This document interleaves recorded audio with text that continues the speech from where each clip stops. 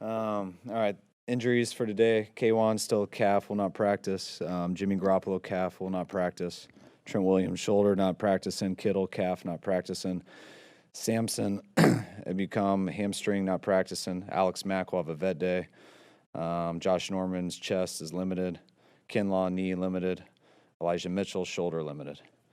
Go ahead. Any status that you can say in terms for sure what Jimmy might be for Sunday? Yeah, it's better today, which is good news. Not enough, though, to let him go, but also not enough to rule him out. You know, doctors still say give him another day. He's got a chance, so I'm still holding out for that. When you put in the game plan, I mean, what's the challenge of putting in a game plan when you're not, when there's some indecision or some doubt on who's going to be the quarterback?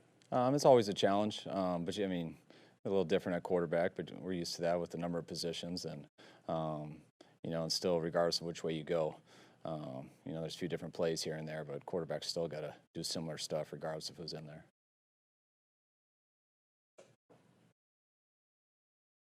But Jimmy, is it a matter of he was saying he was having trouble kind of pushing off the leg and getting enough on the ball? Is that the kind of thing that you're going to have to see from him? Yeah, right? definitely. And we're just waiting for the swelling to go down so he has a chance to do it, and that we could find out by him going out and practicing.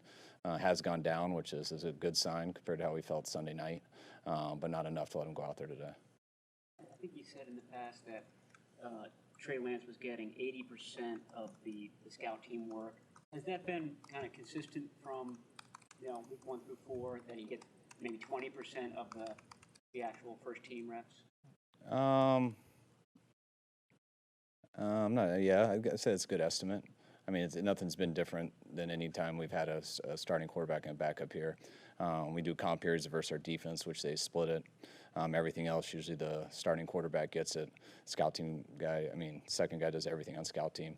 The times he's not, we let Nate get some reps, and that allows us to work with Trey extra on the side.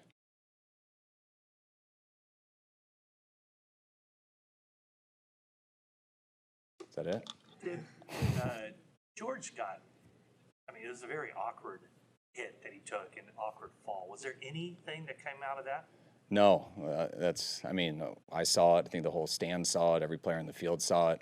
I think George for sure thought something happened, just like everyone did. And then about a second and a half later, he popped up and was good to go. It took me a couple plays, and I was like, is George still out there? Because it looked pretty bad. But I know it hurt and stuff, but that's not what's holding him back this week. It's the same stuff.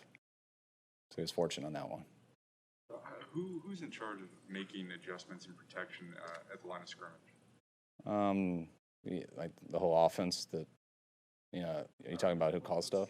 What's the process of making adjustment? Like if somebody sees something, there's lots of ways to do it. We have side adjustments, we have centers, we have quarterbacks, we have double play calls. So it's not a quick answer, and I would never give the deep answer. You talked about in week 1 it was advantageous to not have the Lions know how much you would use Trey Lance. Might you not let the Cardinals know who might start a quarterback until? If Jimmy's ruled out, I'll rule him out. Once the doctors tell me there's absolutely no way, then I'll do that. It's always advantageous when you don't know what quarterback you're planning for, but if there's no chance, I'll do that. How beneficial is it for Trey to get first team snaps to get all that practice time? How much is that going to help him? Oh, it's huge.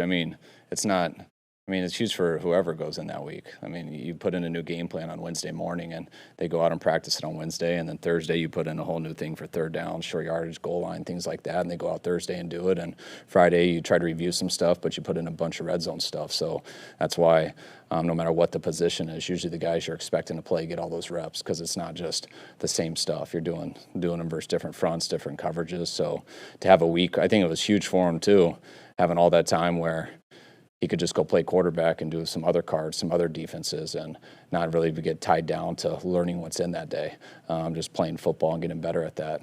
These practices are more about learning what we do all morning, carrying it over to the field, correcting it at night, coming in the next morning with questions, and how you build up through the week to where you get to Sunday night and you're confident and ready to go to play. When it comes to getting on the field in a game, how do you stress to the quarterbacks just the ability to protect the football, especially when your defense isn't getting takeaways? I mean, it's huge. I think, it's a cliche everyone knows, but the number one stat besides points is turnovers. And, it's, Arizona's playing great all around football in all three phases, but, their defense having 9 turnovers is huge. That makes them tough to beat. And I understand us only having one is tough. Regardless if you get a lot of turnovers, if you're turning over a bunch, it doesn't really matter. So we got to make sure we're better holding on to the ball, and we definitely got to find a way to get some more turnovers. Kyle, I think you indicated obviously you can do different stuff with Trey, add to the offense, but you don't necessarily want to create this entirely different Trey Lance offense just because he can run. Where is he in his development as far as being able to kind of run the offense with his own spin on it? I mean, he's developing. I mean, that's what you'll see when you get out to game day. I mean, it's, you got him a chance there. You just throw him in the summer where you're always adding some different plays in for him that you have an option to do with him. But, throughout the summer, him trying to get everything, I thought he got better as it went. Then when he went into the games, it'd be a new learning process, and I think he would get better each week in those games. When he got thrown into battle here, just running the offense and not really a specific plays, I thought he got more comfortable as the game went, especially going home and watching the tape after the game. I thought there was a lot of encouraging stuff. So, I mean, guys are rookies, second-year players, so it doesn't matter the position. You're always developing. You're always trying to get better, and he'll see some things out there that he's never seen before. But what you like about him and stuff that he might not be ready for, he can overcompensate with some of his athletic ability and, to me, how competitive he is and how good of a football player he is. I would assume that there's zero gray area when it comes to what you ask your quarterback to do, as far as the defense, the play call, where the ball should go. How was he on Sunday when it came to just the black and white of where the ball should go, and did it go there? He did a decent job, but I mean, any quarterback I've ever had, that sounds, I don't think there should be any offenses where you don't know where the ball's supposed to go.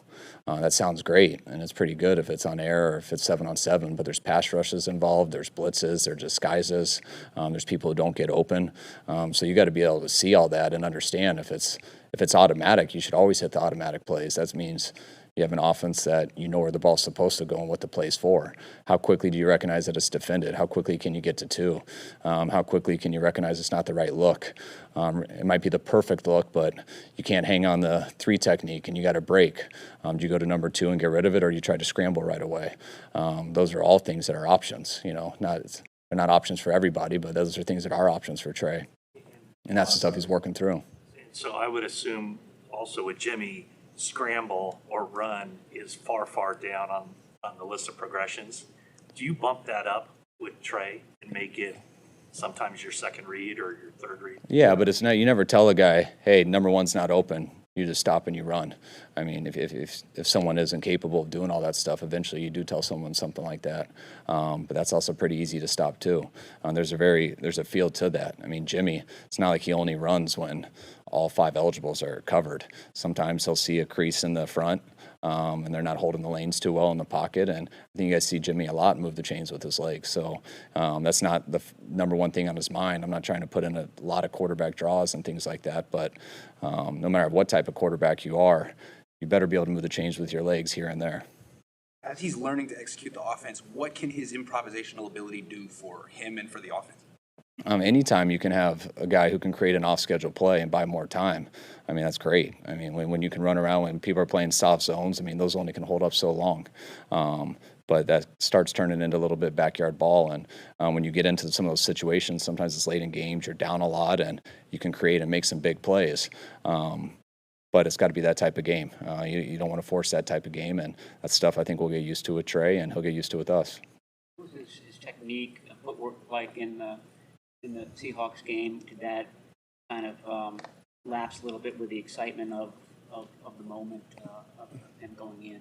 We're going in like that and that type of game and where we were at. I thought he did a lot better than he did in the preseason. He came in, I know he got off to a couple rough start with his first 2 passes, but he calmed down and played poised after that. Wasn't perfect, but you watch him, watch how he moved, how he attacked stuff. He wasn't locking up. He was playing football and still gave us a chance to win. I think there's going to be, you talked about it a little with backyard football. Do you think there's a little bit of an adjustment for receivers, just getting used to coming back to the ball when things break down? Yeah, you'd like to say it's that's how it always should be because you have off-schedule plays all the time. But anytime you have a guy who has a little different foot speed and stuff like that, who's a little bit more of a runner, it can buy a little bit extra time. And that's things guys got to keep working on, and defense has got to get used to that too. And we'll see how it plays out. But I think the obvious thing is, that's more of an option now. Can you practice the off-schedule? Can you practice the off-schedule plays in practice? Yeah, you do. I mean, that's why you tell them when no one's there or when someone misses the protection, what are you going to do in the game? You don't just sit there and get hit. Do you get rid of it because number 2 is right open, or do you make a move to break outside the pocket? And once you do, and the receivers are looking at you, they don't stop. There's no whistle that's being blown, so that's the stuff you keep working on. And you'd love to design some rules on scramble rules and stuff like that, but it's how did those 5 guys end up and where are they? And you got to disperse the field. First time going. Cardinals look different to you this year? I mean, they've had a couple players who I think really helped. Having JJ is a big deal. He's done a hell of a job just seeing him. I haven't seen him for a number of years, and watching him here over this week, it's still JJ. Their safeties are great as always, especially getting the new player back who wasn't there last year. The corners are playing a lot better. Adding some guys, I think they got the rookie on one side and the guy from Washington on the other, who are both playing real high. And then on offense, they're clicking on all cylinders. Which they did at the beginning last year too. But they got some playmakers. They got a perfect scheme for all their playmakers, and they're making it tough for teams. Improved most from his first 2 years to this year? I think I was saying this last week, but I think so. But I almost couldn't count Debo's second year. Debo started coming on real strong halfway through his rookie year. His second year, he broke his foot in the offseason. I think he came back like week 4, pulled his hamstring real fast, came back again, pulled it again. So his second year, he never got right. He was never in football shape because he was hurt all offseason. As soon as he tried to get in shape, he would get re-injured. So this year, he came in like I was hoping he'd come in his second year, which wasn't his fault. He was healthy this offseason, came into camp in great shape, made it through all camp because how good a shape he was in. And he's been able to handle the whole load without getting injured and keeping his stamina and power throughout games, which when he does, he's a lot to deal with.